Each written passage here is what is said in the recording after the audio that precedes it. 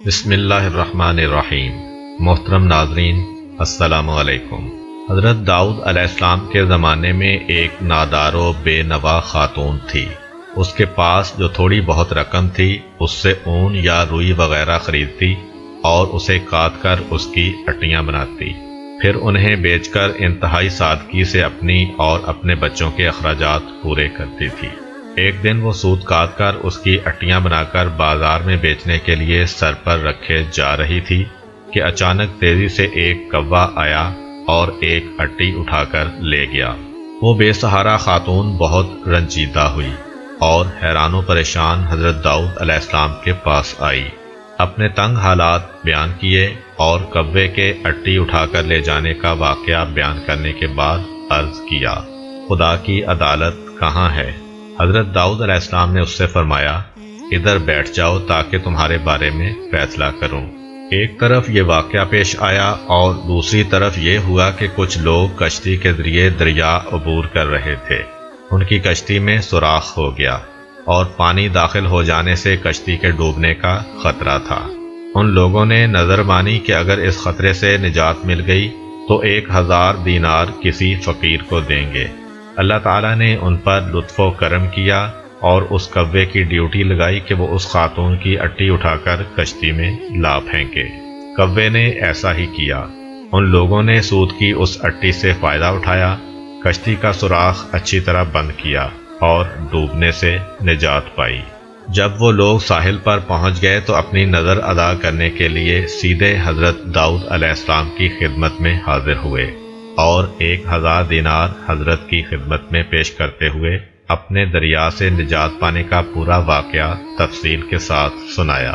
حضرت داؤد علیہ السلام نے اس خاتون کے سامنے خدا کی حکمت و عدالت بیان کی اور وہ 1000 دینار اسے دے دیے۔ وہ خاتون بہت خوش ہوئی اور سمجھ گئی کہ خدا سے زیادہ کوئی بھی عادل تر اور احسان کرنے والا نہیں ہے۔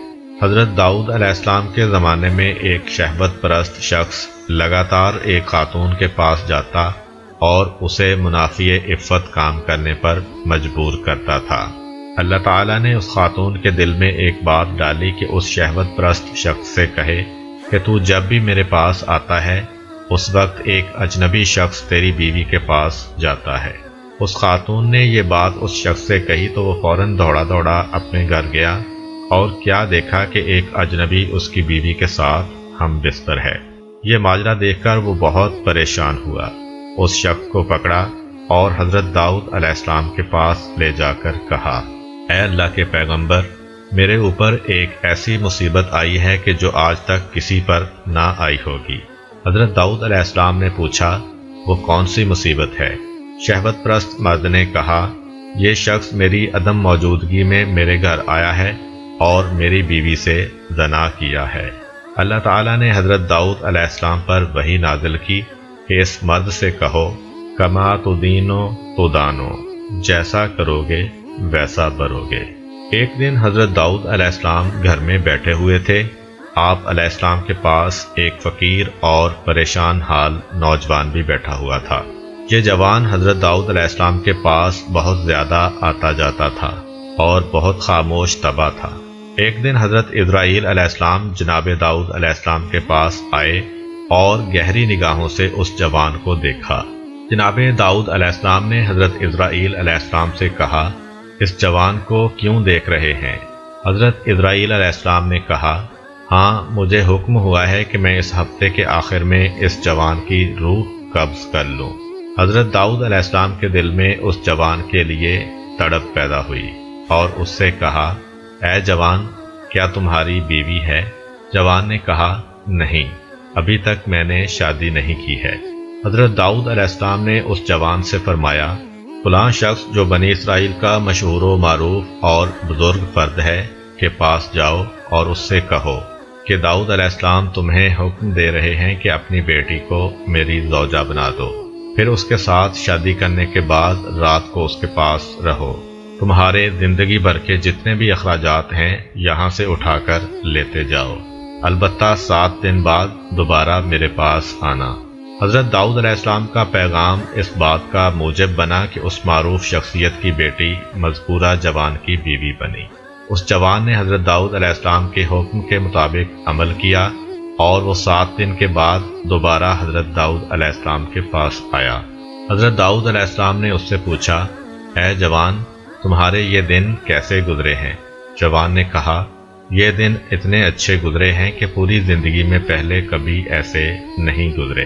حضرت داؤد علیہ السلام نے فرمایا، بیٹھ جاؤ۔ وہ بیٹھ گیا۔ وہ کافی دیر وہاں رہا، لیکن حضرت اسرائیل علیہ السلام اس کے پاس نہ آئے۔ حضرت داؤد علیہ السلام نے اس جوان سے کہا، اٹھو اور اپنی زوجہ کے پاس جاؤ اور 7 دن کے بعد دوبارہ یہاں آنا۔ وہ چلا گیا۔ 7 دن گزرنے کے بعد وہ حضرت داؤد علیہ السلام کی خدمت میں حاضر ہوا۔ تیسری مرتبہ پھر حضرت داؤد علیہ السلام نے وہی حکم دیا۔ وہ 7 دن بعد پھر حضرت داؤد علیہ السلام کی خدمت میں حاضر ہوا۔ اس دوران میں جناب اسرائیل علیہ السلام تشریف لائے۔ حضرت داؤد علیہ السلام نے جناب اسرائیل علیہ السلام سے فرمایا، آپ کا ارادہ تو یہ تھا کہ آپ 7 دن بعد دوبارہ یہاں پر آئیں گے اور اس نوجوان کی روح قبض کریں گے، لیکن آپ نہیں آئے اور آج تیسرے ہفتے بعد آئے ہیں۔ حضرت اسرائیل علیہ السلام نے کہا، اے داؤد علیہ السلام، اللہ تعالیٰ نے آپ کے رحم کرنے کی وجہ سے اس پر رحم کیا اور اس کی موت 30 سال تک مؤخر کر دی ہے۔ ایک دن خداوند متعال نے حضرت داؤد علیہ السلام پر وحی نازل کی کہ آپ خلادہ بنت اوس کے پاس جائیں، اسے بہشت کی خوشخبری دیں اور کہیں کہ وہ بہشت میں آپ کی ہم نشین ہے۔ حضرت داؤد علیہ السلام نے حکم خداوندی پر عمل کیا، خلادہ کے دروازے پر آئے اور دق الباب کیا۔ وہ دروازے پر آئیں اور دروازہ کھولا۔ جو ہی ان کی نگاہیں حضرت داؤد علیہ السلام پر پڑیں تو عرض کیا، کیا اللہ کی طرف سے میرے بارے میں کچھ حکم نازل ہوا ہے کہ آپ علیہ السلام مجھے وہ خبر سنانے کے لیے تشریف لائے ہیں؟ حضرت داؤد علیہ السلام نے کہا، ہاں۔ خلادہ نے پوچھا، وہ کیا ہے؟ حضرت داؤد علیہ السلام نے کہا، اللہ تعالیٰ نے میرے اوپر وحی نازل کی اور فرمایا ہے، تم بہشت میں میری ہم نشین ہوگی۔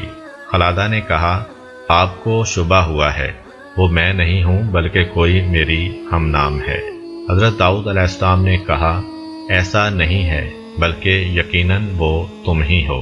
خلادہ نے کہا، اے پیغمبر خدا، آپ علیہ السلام سے جھوٹ نہیں بول رہی ہوں، خدا کی قسم میں اپنے اندر ایسی کوئی خوبی نہیں دیکھ رہی کہ بہشت میں آپ کی ہم نشین بنوں۔ حضرت داؤد علیہ السلام نے کہا، تم اپنے باطنی امور کے بارے میں کچھ گفتگو کرو تاکہ جان سکوں کہ کیسی ہو۔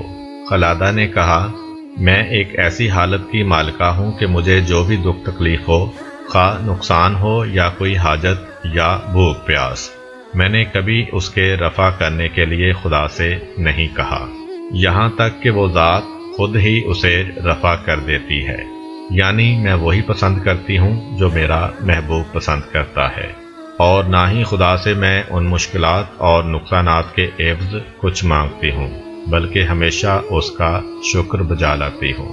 حضرت داؤد علیہ السلام راز کی بات سمجھ گئے اور اس خاتون سے فرمایا، تم انہی خوبیوں کی وجہ سے اس مقام پر فائز ہوئی ہو۔ اگر آپ کو ہماری ویڈیو اچھی لگی ہے تو ویڈیو کو لائک کریں اور مزید اس طرح کی ویڈیوز دیکھنے کے لیے ہمارا چینل سبسکرائب کر لیں۔ ملتے ہیں نیکسٹ ویڈیو میں، اجازت دیجیے، اللہ حافظ۔